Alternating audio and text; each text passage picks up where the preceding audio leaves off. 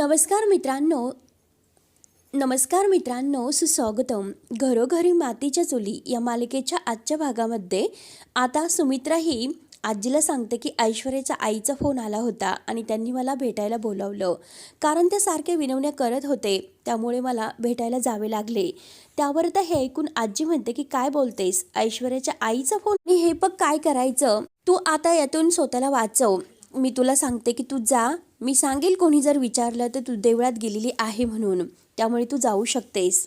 आणि एक गोष्ट लक्षात ठेव, या सगळ्यातून आपल्याला केवळ ऐश्वर्याच वाचू शकते. आपलं घर ऐश्वर्याच वाचवणार आहे.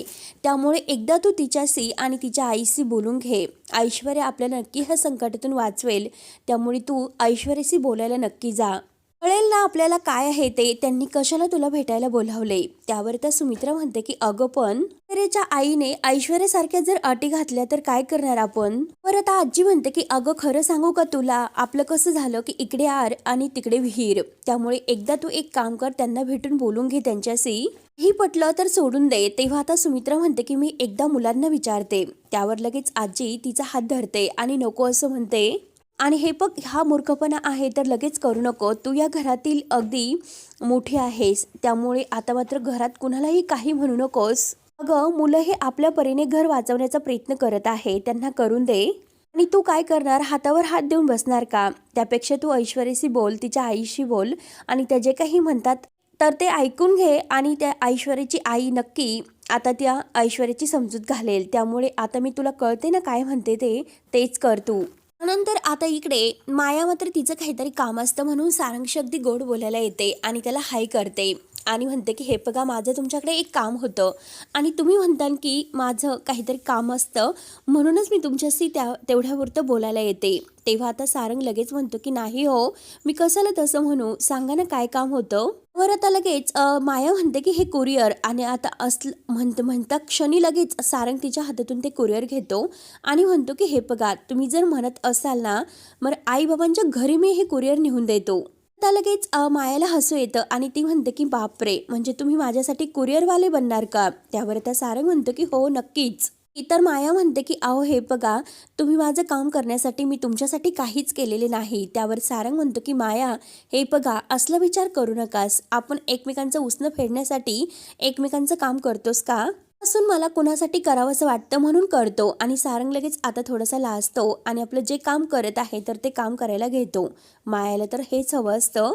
म्हणते की अच्छा असं आहे का? तेव्हा सारंग म्हणतो की हो तसंच आहे आणि हे पत्र आहे मी कुरिअरवाल्याकडे देतो, कारण माझा तो मित्रच आहे.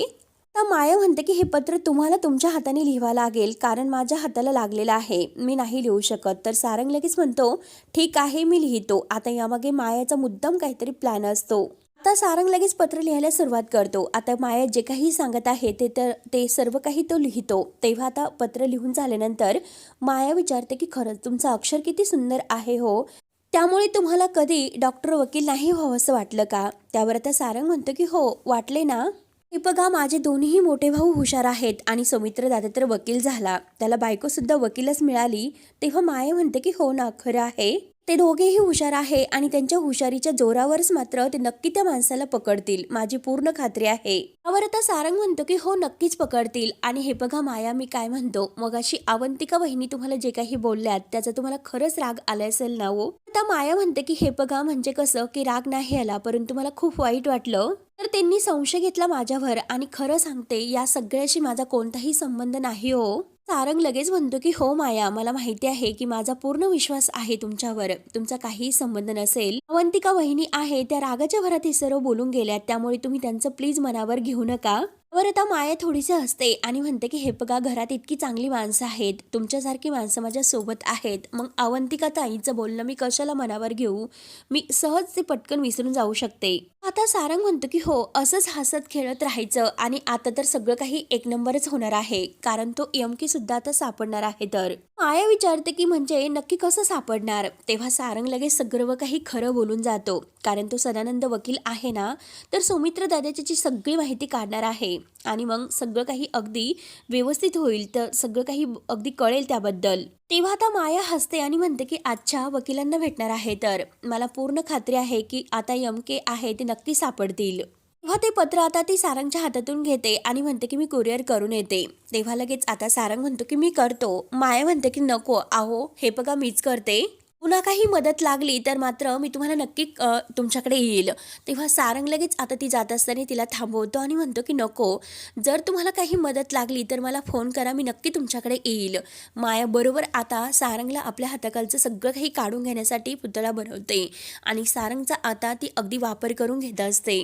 तर आता इकडे जानकी किचनमध्ये काहीतरी काम करत असते, म्हणजे स्वयंपाक करत असते आणि तेवढ्यात लताबाई तेथे येते. तेव्हा जानकी म्हणते की आई बरं झालं तू आलीस. मला एक सांग बरं, आईंना तू कुठे बघितलंस का? सकाळपासून ते दिसतच नाही, कुठे गेले असतील? लताबाई म्हणते की अगं नाही ना, मला सुद्धा माहिती नाही की त्या कुठे गेल्यात. त्यावर त्या जानकी म्हणते की हो ना, मला सुद्धा माहिती नाही आणि त्या सांगून सुद्धा गेलेल्या नाहीत की कुठे गेल्यात त्या. ती माया सुद्धा मला सकाळपासून दिसली नाही, ती सुद्धा कुठे गेली? तेव्हा सारंग म्हणतो की वहिनी, ती माया कुरिअर करायला गेलेली आहे ना, त्यांच्या घरी कुरिअर करायचं होतं, त्यांनी माझ्याकडून लिहून घेतले म्हणून मला कळाले. हाताला लागलं आणि त्यांना लिहिता येत नाही म्हणून मी लिहून दिले. तेव्हा आता लगेच जानकी म्हणते की अच्छा. त्यानंतर आता इकडे सुमित्रा कावेरी काकूंना भेटायला येते आणि विचारते की काय हो, कशासाठी भेटायला बोलावलं?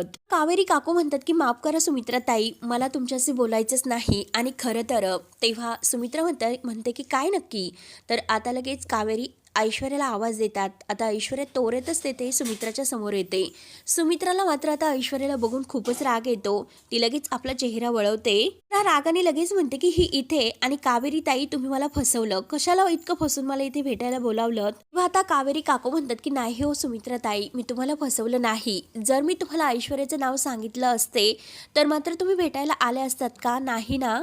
तर तुमच्याशी बोलायचं होतं आणि तिने तशी विनंती सुद्धा केली होती, त्यामुळे मी आता तिचं ऐकलं आणि तुम्हाला इथे भेटायला बोलावलं. हे सर्व ऐकून कावेरी म्हणते की वा, खूपच छान, म्हणजे तुम्ही सुद्धा आता तुमच्या मुलीचं ऐकून तिच्या पावलावर पाऊल ठेवून चालायला सुरुवात केली. तर आता कावेरी काकू म्हणतात की नाही हो, तसं नाही, आणि हे बघा माझ्यावर विश्वास ठेवा. तर सुमित्रा रागाने म्हणते की हे बघा, खोटं बोलून तर तुम्ही तिला इथे घेऊन आलात तर मग बोल, काय बोलायचं आहे तुला? तेव्हा ऐश्वर्या लगेच आता बोलायला सुरुवात करते. बघा आई, कशाला इतकी चिडचिड करतास? आणि हे बघा, मात्र जे काही बोलायचं आहे ते मला बोलून द्या. तेव्हा सुमित्रा रागाने तिला म्हणते की हे बघ आई, मला बोलू नकोस, आई शब्द सुद्धा तुझ्या तोंडातून काढू नकोस. ऐश्वर्या म्हणते की बरं ठीक आहे, पण स्वतःचा थोडासा राग आवरा. मला कळतो की तुमचा माझ्यावर खूप राग आहे, पण त्यावर जरा कंट्रोल ठेवा. मी तुम्हाला खोटं बोलून येथे भेटायला बोलावलं, पण कारण सुद्धा तेच आहे. व ऐश्वर्या लगेच आता सांगायला सुरुवात करते की हे बघा आई, तुम्ही जे काही माझा रागराग करतात, सगळ्यांनी मला खोटं ठरवलं, दोषी ठरवले, परंतु जानकी मात्र कायम मला वागायला हे सर्व भाग पाडते. जानकीमुळे हे असं झालेले आहे. तर काहीच उत्तर देत नाही. त्यानंतर आता इकडे जानकी आजी मात्र घाईने बाहेर आलेली असते. पाणी वगैरे पित असताना जानकी विचारते की आजी, अहो आई कुठे गेलात? तुम्हाला काही सांगून गेल्यात का? कुठे गेल्यात त्या? बाहेर गेल्यात का? आजी लगेच म्हणते की ती कुठे मला सांगून जात असते, आणि काय काम होतं तुमचं तिच्या जवळ? तेव्हा जानकी म्हणते की काम वगैरे काही नव्हतं, परंतु ते अचानक कुठे गेल्या त्यामुळे काळजी वाटली म्हणून हे सर्व विचारते. तेव्हा जानकी फोन करत असते. तर आता लताबाई म्हणते की जानकी तू एक काम कर, त्यांना फोन करून बघ, त्या नक्की बाजारात वगैरे गेल्या असतील. तेव्हा जानकी म्हणते की अगं हे बघ ना, 2-3 वेळेस मी त्यांना कॉल लावला, परंतु त्या कॉलच उचलत नाही माझा. आता सुद्धा मी त्यांना कॉल केला, कॉलच उचलत नाही ते. कारण ते मायेचं प्रकरण झाल्यापासून खूप भीती वाटते, त्यामुळे खरंच कुठे गेल्या असतील, मला खूप काळजी वाटते की आई कुठे गेल्या असतील. आणि मी सुद्धा खूपच विचार करते, आणि गेल्या असतील येथे कुठेतरी, बहुतेक येतील ते आता. जानकी स्वतःच्या मनाला सावरते. त्यानंतर आता इकडे ऐश्वर्या सुमित्राला म्हणते की हे बघा प्लीज, तुम्ही तुमच्या स्वतःच्या मनाला आवरा. हे बघा, ती जानकी मात्र तुमच्या डोळ्यामध्ये कायम अगदी खोटेपणाची धूळ फेकत आहे आणि आता सुद्धा तेच करत आहे. म्हणून मला त्या जानकीबद्दल तुम्हाला सांगायचं होतं. आणि आता जानकीच हे सर्व करत आहे म्हणून सुमित्राची कान भरायला ती आता सुरुवात करते. हे बघा आई, तुम्ही माझ्या बाजूने व्हा, म्हणजे मी तुम्हाला आणि सारंगला तुमच्या स्वतःच्या हक्काचा जो काही वाटा आहे तो मिळवून देईल. आणि आता तुम्हाला त्यासाठीच मी येथे भेटायला बोलावलं, तुम्ही माझा विचार करा. आता सुमित्रा रागाने म्हणते की हे सर्व तुम्हाला यामागे सुद्धा सांगितले होते, सांगून झालेलं आहे ते सर्व, आणि यामागे सुद्धा मी तुझं ते ऐकलं नाही, आणि यावेळेस सुद्धा मी तुझं ते मान्य करणार नाही, हे लक्षात ठेव. आता ऐश्वर्या म्हणते की हो, आता हे सर्व खरं आहे, परंतु आता मात्र तुमच्या पायाखालची जमीन आणि डोक्यावरचं छप्पर हे काढून टाकलं. मला वाटलं होतं की तुमच्या डोक्यामध्ये प्रकाश पडला की नाही हे बघावं, म्हणून मी तुम्हाला भेटायला बोलावलं होतं. सुमित्रा कावेरीकडे बघत म्हणते की अगं, मला तर तुझ्या आईचं बोलणं ऐकून असं वाटलं होतं की तुझ्या डोक्यात प्रकाश पडला असावा म्हणून तर मी येथे तुला भेटायला आले होते. नाही, पण जित्याची खोडी मेल्याशिवाय नाही जाणार. त्यावर आता ऐश्वर्या लगेच रागाने म्हणते. ऐश्वर्या सुद्धा आता सुमित्राला तसेच उत्तर देते की किती काही झाले तरी तुमची आणि त्या जानकीची खोड मेल्याशिवाय नाही जाणार. काकू आणि सुमित्रा रागाने ऐश्वर्याकडे पाहतात तर ऐश्वर्या पुन्हा म्हणते की एकदा विचार करा, मी तुम्हाला शेवटची एक आणखीन संधी देते. कावेरी काकू ऐश्वर्यावर ओरडतात की ऐश्वर्या, अगं काय बोलतेस, याचं भान आहे का तुला? तू पुन्हा तुझे रंग दाखवायला सुरुवात केलीस. अगं एकदा पुन्हा तुला तुझ्या चांगल्या आयुष्य जगण्यासाठी संधी मिळालेली आहे आणि तू ती संधी अशी घालवतेस का? तुझंही वागणं तुला सोडून द्यावं लागेल. ऐक आणि आता हे सगळं काही सोडून दे आणि या सगळ्यांना मात्र सगळ्यांचं परत सगळं काही देऊन टाक आणि शेवटी तू पुन्हा ही तुझ्यासाठी आलेली संधी आहे तर त्याचा अगदी फायदा करून घे. ऐश्वर्या म्हणते की कसं देऊ मी सगळं काही, कारण ही लोक माझ्याबरोबर जे काही वागलेले आहेत ना ते मी अजूनपर्यंत विसरलेली नाहीत. त्यांनी मात्र मला अगदी सगळ्यांच्या समोर वाजत गाजत अगदी हाणत मारत घराच्या बाहेर काढलेला आहे आणि तेव्हा तो क्षण मात्र लगेच ऐश्वर्याला आठवतो घराच्या बाहेर काढल्याचा. ऐश्वर्या तोऱ्यातच म्हणते की आता तेच हक्काचं यांच्या घर आहे ना, ते यांच्या हक्काचं नाही राहणार. शेवटी यांना घराच्या बाहेर जावंच लागेल.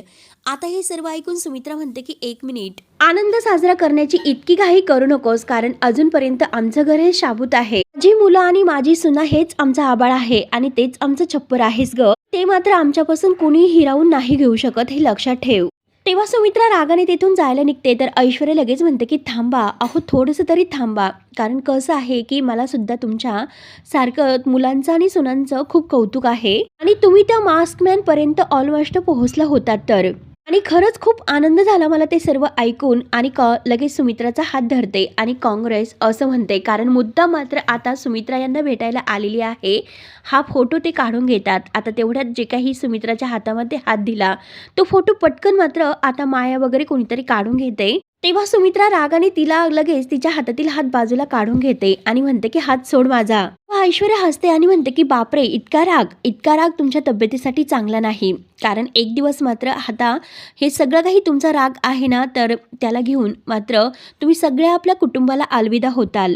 त्यामुळे आता इतका राग बरा नव्हे. तेव्हा कावेरी काकू म्हणते की ऐश्वर्या काय बोलतेस, तोंड आवर जरा. तेव्हा ऐश्वर्या म्हणते की 1 मिनिट, जरा तुम्ही कितीही प्रयत्न करा, तुमची मुलं तुमच्या सुना सगळेजण खूप प्रयत्न करा मास्कमॅन पर्यंत पोहोचण्यासाठी, परंतु कधीही तुम्हाला तो मास्कमॅन नाही सापडणार आणि तुम्ही पोहोचू सुद्धा शकणार नाही, हे लक्षात ठेवा. सुमित्रा म्हणते की हे जे काही आहे ना ते येणारा काळ ठरवेल. तू कितीही प्रयत्न कर रणदिव्यांचं घर तोडण्यासाठी, पण कधीही तुझं त्यात यश तुला नाही मिळणार. सुमित्रा कावेरी काकूंना म्हणते की हे बघा कावेरी काकू, आईची अंधळी माया तुम्ही हिच्यावर दाखवू नका, हिच्यावर अजूनही कधी विश्वास ठेवू नका, तिची ती पात्रता नाहीच. तेव्हा ऐश्वर्या रागानेच म्हणते की ए म्हातारे, जरा तू थांब, तुला सुद्धा तुझी पात्रता लवकरच दाखवते, मी दाखवते. आणि आता हात जोडत म्हणते की येतेवर का सासूबाई. तेव्हा आता कावेरी मात्र ऐश्वर्यावर खूपच भडकते की ऐश्वर्या अगं जरा तोंड सांभाळून बोल, आणि ऐश्वर्या तोरतच तिथून निघून जाते. सुमित्राला खूपच राग येतो. कावेरी मात्र ऐश्वर्या करत तिच्या मागे जाते. तेव्हा आता सुमित्राला आणखीनच राग येतो आणि सुमित्रा सुद्धा तिथून घरी निघून येते. तर आता इकडे जानकी मात्र स्वयंपाकघरात अजूनपर्यंत विचारतच असते. तर आता लताबाई म्हणते की जानकी, अगं कसला विचार करतेस, अजून तू विचारतच आहे का? तेव्हा जानकी म्हणते की हो ना आई, विचारांचं घर डोक्यामध्ये अगदी झालेलं आहे. आता हे घर कसं वाचवायचं, आई सुद्धा न सांगता कुठे गेल्यात, त्या मकरांची बहीण कोण आहे आणि नक्की आता सर्व काय होईल हेच काही कळत नाही, तो मास्कमॅन कोण असेल, या सगळ्या विचारांनी मात्र डोक्यामध्ये अगदी घर करून ठेवलेलं आहे. काय करावं तेच नाही कळत, म्हणून जानकीला आता खूप टेन्शन येते. पुढ्यात तेथे माया ही जानकीताई करत येते. तेव्हा आता लगेच ही लताबाई विचारते की काय झालं माया. तर आता माया आहे तर ती मुद्दाम जानकीला म्हणते की हे बघा जानकीताई, मला तुमच्याशी एकट्यात बोलायचं होतं. जानकी म्हणते की काय एकट्यात, काय बोलायचं होतं सांगा ना.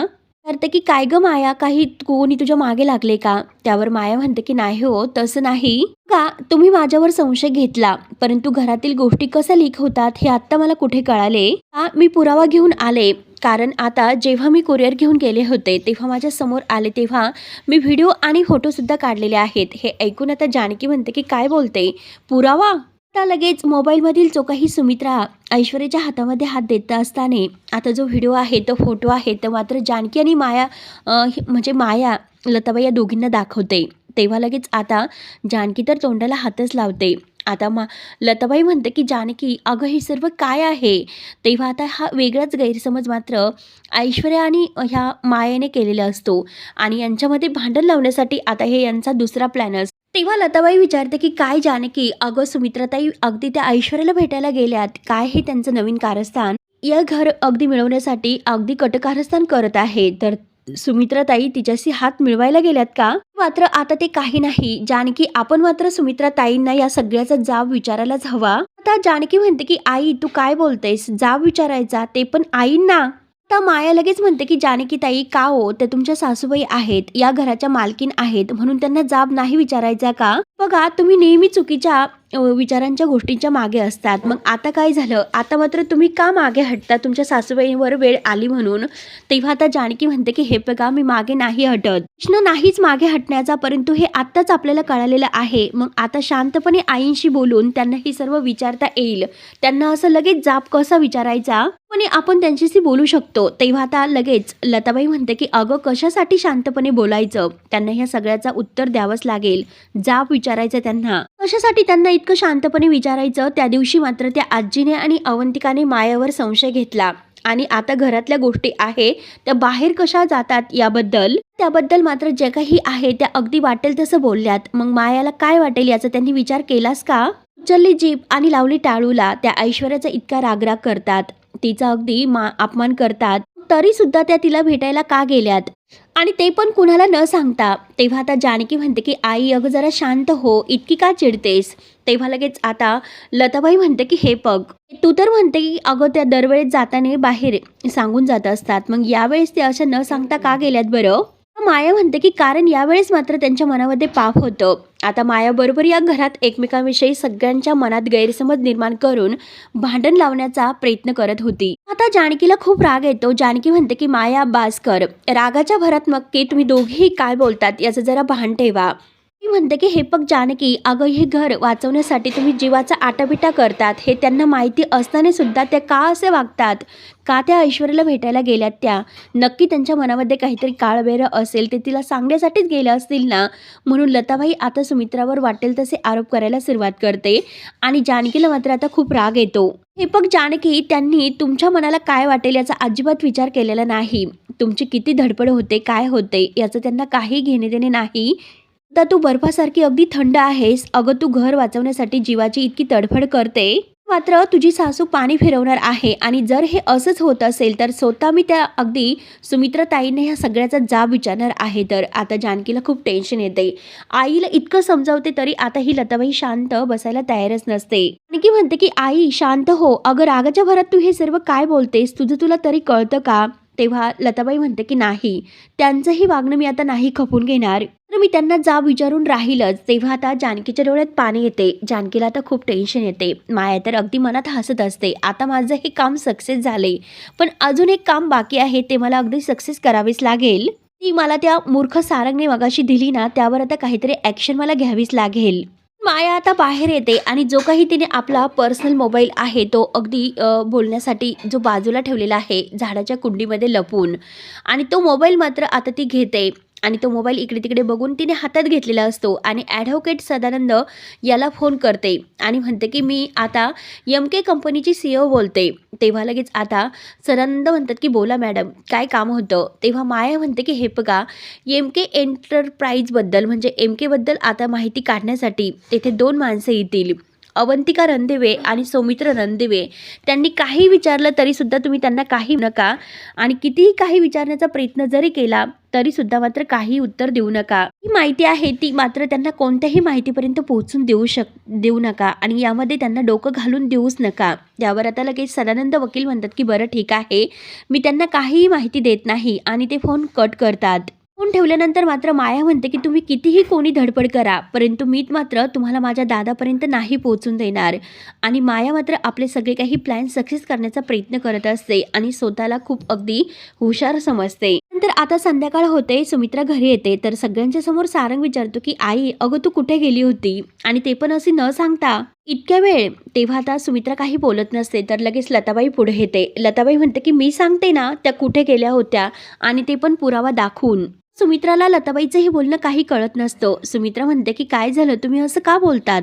तेव्हा लताबाई रागाने म्हणते की तुम्हीच बोलायला भाग पाडलं. तेव्हा आता जानकीसुद्धा तेथे आलेली असते आणि लताबाई ज्या भाषेत बोलत आहे तर जानकीला रागच येत असतो. मित्रा ही जानकीला विचारते की अगं जानकी यांना काय झाले. तेव्हा लगेच आता लताबाई म्हणते की अहो माझं सोडा, मी तर काहीच म्हणत नाही, पण तुमचं काय, तुम्ही न सांगता कुणाला भेटायला गेला होतात. आता माया मात्र अगदी भिंतीच्या आड मात्र यांचं बोलणं ऐकून हसत असते, कारण बरोबर तिने आता या घरात भांडणं लावण्याचा प्रयत्न केलेला असतो. आणखी म्हणते की आई अगं तू आईंशी कसं बोलते, जरा नीट बोल. तेव्हा सारंग सुद्धा म्हणतो की हो ना, तुम्ही असं का बोलतात. बाई म्हणते की अगं इतकं सगळं घडून गेल्यानंतर सुद्धा मी नीट बोलावं अशी तुमची इच्छा आहे का. बरं ठीक आहे, मी बोलते नीट. बाई आता सुमित्राला म्हणते की हे बघा सुमित्राताई, मला तुमच्याशी बोलायचं आहे. तर सुमित्रा म्हणते की बोला, पण इतकं रागावून. तेव्हा लताबाई म्हणते की हो, रागावूनच बोलावं लागेल. हे बघा तुमच्या घरावर इतकं मोठं संकट आलं आणि तुम्ही असं वागतात. आता सुमित्राला काही कळत नसतं की नक्की यांना काय म्हणायचं आहे. ते विचारते की काय झालं आणि कशाबद्दल तुम्ही बोलतात. तेव्हा लगेच लताबाई म्हणते की तुम्ही ऐश्वर्याला भेटायला गेला होतात की नाही. मित्रा काहीच उत्तर देत नसते. आता माया मात्र हसत असते. तर शेवटी मित्रांनो हा भाग येथे संपतो. पुढील भागामध्ये मात्र ऐश्वर्याला भेटायला गेल्याचा जो काही तो मोबाईलमधील पुरावा आहे तर तो मात्र सुमित्राला दाखवते आणि जानकीला म्हणते की ही तुझीच आई त्या ऐश्वर्याला म्हणजे मास्कमॅनला खबरी पोहोचवत आहे. तर तेव्हा सुमित्रा म्हणते की हे बघ जानकी, तुझी आई माझ्याशी या भाषेत नाही बोलू शकत, माझ्यावर असे आरोप का करतेस. आता त्या दोघीमध्ये तुंबळ असं भांडण सुरू होतं. तर जानकीला याचं खूप वाईट वाटतं. या घरामध्ये राहून ही बाई माझ्यावर जे काही आरोप करत आहेत ना ते मला मान्य नाही. आता फक्त ऋषिकेशला येऊन दे, आता तोच ठरवेल की या घरात फक्त मीच राहील किंवा ही बाई राहू शकेल, नाहीतर मी हे घर सोडून जायला तयार आहे. तेव्हा आता हा निर्णय ऐकून जानकीला खूप मोठा धक्का बसतो. जानकी काही अगदी हार मानत नाही. जानकी आता ॲटिट्यूडमध्ये तोऱ्यात म्हणते की आता मात्र हा जो काही तिढा आहे ना तो मात्र माझ्या पद्धतीने मी कसा सोडवते, म्हणजे त्या मास्कमॅनला कसं मी पकडते आणि हे जो कोणी भांडणं लावणार आहे ना हे बघण्यासाठी मात्र आपल्या चॅनलला नक्की सबस्क्राईब करत राहा. धन्यवाद.